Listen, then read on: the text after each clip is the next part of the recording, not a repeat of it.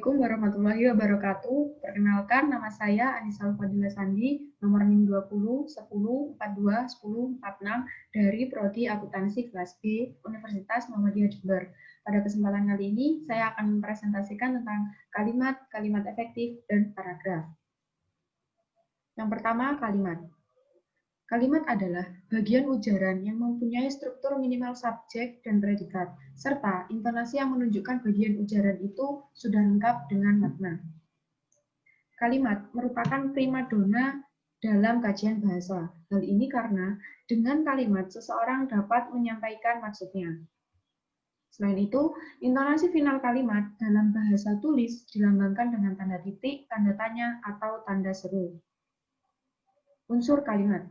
Unsur kalimat yang pertama adalah subjek, merupakan bagian kalimat yang menunjuk pada pelaku, tokoh, sosok, sesuatu, atau suatu masalah yang menjadi pokok pembicaraan. Contohnya, saya, ayah, ibu, Nisa, dan kata lainnya.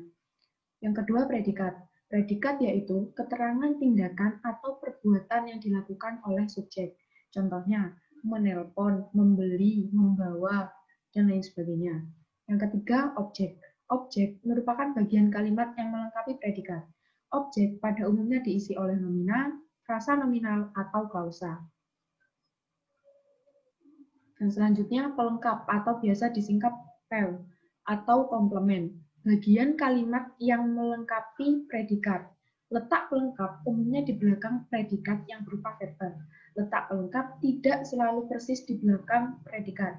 Jika dalam kalimatnya terdapat objek, letak pelengkap adalah di belakang objek, sehingga urutan penulisan bagian kalimat menjadi subjek, predikat, objek, dan yang terakhir pelengkap. Yang terakhir, keterangan.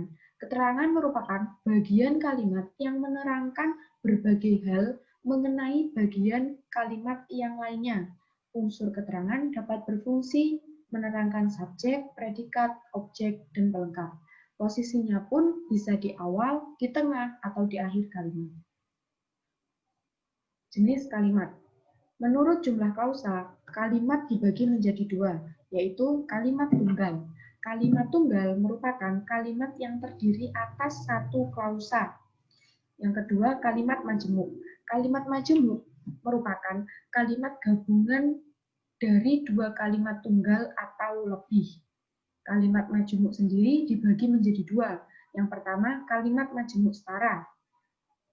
Dikatakan majemuk setara karena kedudukan setiap kalimatnya sama. Contohnya, seorang manajer harus mempunyai wawasan yang luas dan harus menjunjung tinggi etika profesi. Manajer harus mempunyai wawasan yang luas adalah satu kalimat yang setara dengan kalimat harus menjunjung tinggi etika profesi. Yang kedua, kalimat majemuk bertingkat, yaitu kalimat majemuk yang klausa pembentuknya tidak setara, karena klausa yang kedua merupakan perluasan dari klausa yang pertama. Biasanya identik dengan kata sejak, sedari, sewaktu, agar, supaya, seakan-akan, seolah, dan lain sebagainya. Contoh kalimatnya, dia datang ketika kita sedang rapat. Kalimat kita sedang rapat merupakan penjelasan dari kalimat dia datang. Menurut fungsinya, kalimat dibedakan menjadi 4. Yang pertama, kalimat berita. Kalimat berita adalah kalimat yang dipakai oleh penutur untuk menyatakan suatu berita kepada mitra komunikasinya. Yang paling penting, isinya merupakan pemberitaan. Pada bahasa lisan kalimat ini berintonasi menurun, dan pada bahasa tulis kalimatnya bertanda baca akhir titik. Yang kedua, kalimat tanya. Kalimat tanya adalah kalimat yang dipakai oleh penutur atau penulis untuk memperoleh informasi atau reaksi berupa jawaban yang diharapkan dari mitra komunikasinya. Biasanya kalimat tanya hadir dengan kata tanya, seperti apakah, bagaimana, di mana, siapa, yang mana, dan lain sebagainya. Yang ketiga, kalimat perintah. Kalimat perintah dipakai penutur ingin menyuruh atau melarang orang berbuat sesuatu. Biasanya kalimat perintah diakhiri oleh tanda seru atau tanda titik. Yang terakhir adalah kalimat seru. Kalimat seru dipakai oleh penutur untuk mengungkapkan perasaan emosi yang kuat, termasuk kejadian yang tiba-tiba memerlukan reaksi spontan. Kalimat seru juga menggunakan tanda seru. Yang ketiga, kalimat minor. Kalimat minor adalah kalimat yang tidak memiliki subjek dan predikat. Contohnya, ada siapa di dalam? Ibu. Apa ibu sudah tahu rencana kita? Belum. Kata ibu dan kata belum merupakan kalimat minor karena tidak memiliki subjek dan juga predikat. Sedangkan kebalikan dari kalimat minor adalah kalimat mayor, di mana kalimat tersebut merupakan kalimat yang lengkap. Yang terakhir, kalimat intervensi atau kalimat yang predikatnya mendahului subjek. Contohnya, berlari adik mengejar layangan putus. Selanjutnya, pola kalimat. Ada tipe atau ada 6 pola kalimat. Yang pertama, SP, subjek predikat. Contohnya, saya mahasiswa. Tipe kedua, SPO, ayahnya membeli mobil. SP pelengkap, beliau menjadi ketua koperasi. SP keterangan, kami tinggal di Jakarta. Kalimat yang kelima, SPO pelengkap, dia mengirimi ibunya uang. Yang terakhir, SPO keterangan, Pak Raden menyimpan uang di bank.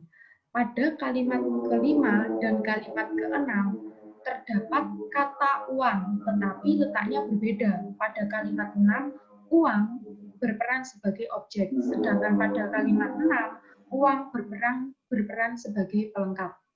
Dan perbedaannya adalah apabila pada kalimat keenam, uang jika dipasifkan dapat menjadi subjek, sedangkan pada kalimat 5, uang tidak bisa menjadi subjek. Kalimat efektif. Kalimat efektif adalah kalimat yang dapat mewakili pikiran penulis atau pembicara secara tepat, sehingga pembaca atau pendengar dapat memahami pikiran penulis. Kalimat efektif bisa disebut juga kalimat yang singkat, padat, dan tidak bertele-tele. Unsur kalimat efektif yang pertama adalah kesatuan, merupakan terdapatnya satu ide pokok dalam sebuah kalimat. Unsur yang selanjutnya adalah koherensi. Koherensi merupakan terjadinya hubungan yang padu antara unsur-unsur pembentuk kalimat, yang termasuk unsur pembentuk kalimat adalah kata, frasa, klausa, serta tanda baca yang membentuk SPO pelengkap keterangan dalam kalimat. Contohnya, setiap pengemudi mobil harus memiliki surat izin mengemudi. Surat izin mengemudi berhubungan dengan pengemudi mobil. Keparalelan atau kesejajaran merupakan terdapatnya unsur-unsur yang sama derajatnya, sama pola atau susunan kata dan frasa yang dipakai di dalam kalimat. Contohnya, kegiatan di perpustakaan meliputi pembelian buku, membuat katalog, dan buku-buku diberi label. Ketepatan merupakan kesesuaian atau kecocokan yang membangun suatu kalimat sehingga terbentuk pengertian yang bulat dan pasti. Kehematan adalah upaya menghindari pemakaian kata-kata yang tidak perlu.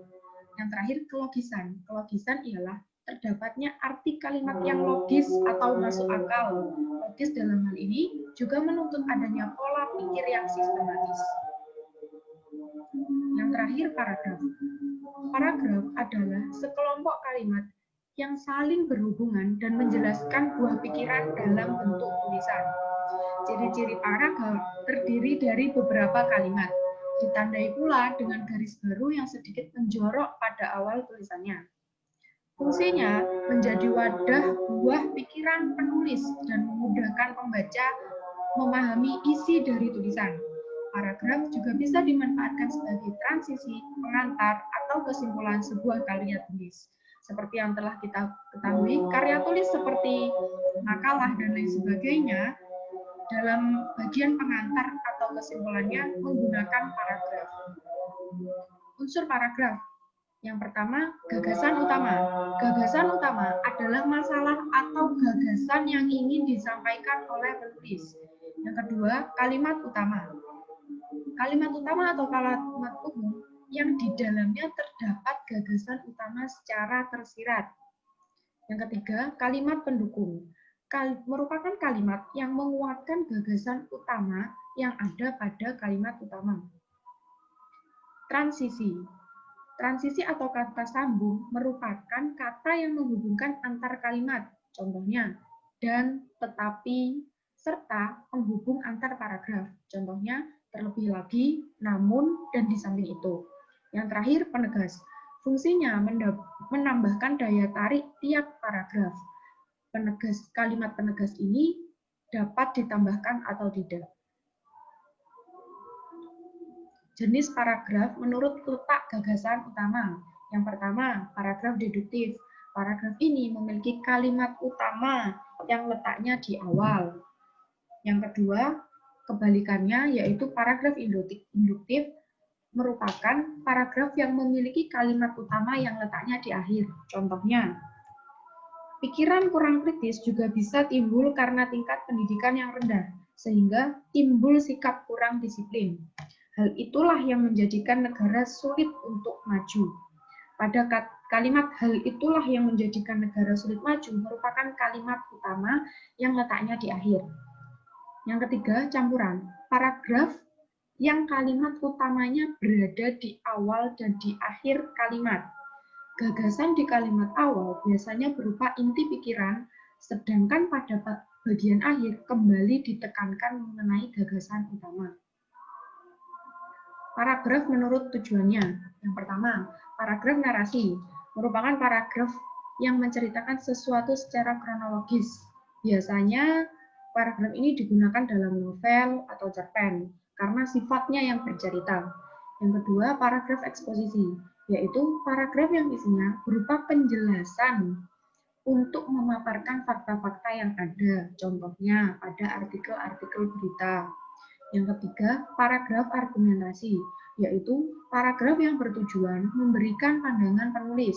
Jadi, lebih mengutamakan pendapat penulis, sedangkan fakta hanyalah pelengkap dari opini penulis.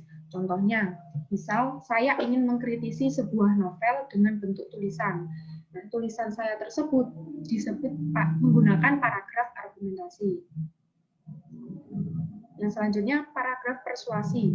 Hampir sama dengan paragraf argumentasi, perbedaannya opini dari penulis bersifat mengajak atau himbauan, seperti marilah, ayolah, dan lain sebagainya. Yang terakhir, paragraf deskripsi. Paragraf deskripsi bertujuan membuat pembaca merasakan hal yang dijelaskan secara jelas dan nyata, seolah-olah pembaca dapat merasakannya. Seperti saya mendefinisikan Pulau Bali, Pulau Dewata, sehingga seseorang yang belum pernah ke sana seolah-olah pernah merasakan bagaimana berliburan di Pulau Dewata. Sekian presentasi dari saya. Mohon maaf apabila ada kesalahan kata dan juga sikap.